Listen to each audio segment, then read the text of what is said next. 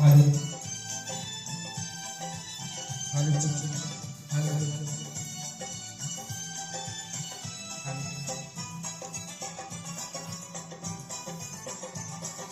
कोरबा हमारा जाए कंगना विलास कुर्मा बाली कोरबा हमारा जाए कंगना विलास कुर्मा बाली तंग तंग कपड़ा घर से निकला झन दिलवाली वाले मचाली हल्ला तेरा गुरुवाले आँख मारी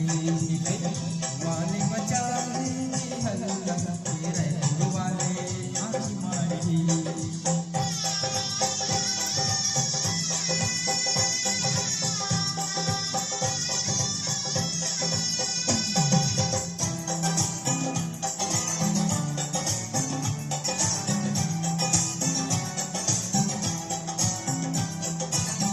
दुर्ग शहर वाले दिल लागे कांकेर वाले खुदता खड़े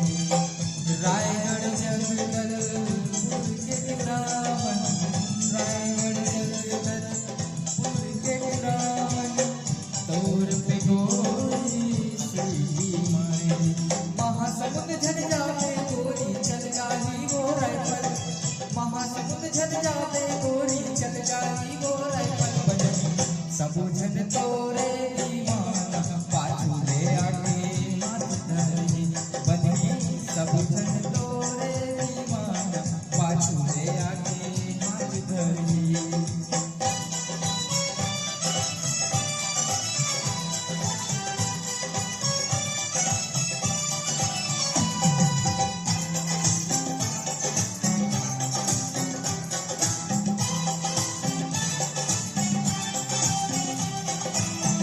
ऐसन भेष माचल नगरिया लोग जहिरा गाँव भरिया अभनपुर गोंडा गाँव दीवाना अभनपुर गोंडा गाँव दीवाना मार की गोरी तोला राजगाँव धमतरी चल जावे छूई गाल तुरामन राजगाँव धमतरी चल जावे छूई गाल तुरामन सहर अंबिकापुर है आसमान रावण आखी चार करही सहर अंबिकापुर है आसमान रावण आखी चार करही कोरबा मालूट चाहिए कंगना विलास कुर्मा वाले तंग तंग कपड़ा माँ घर से निकला झन दिल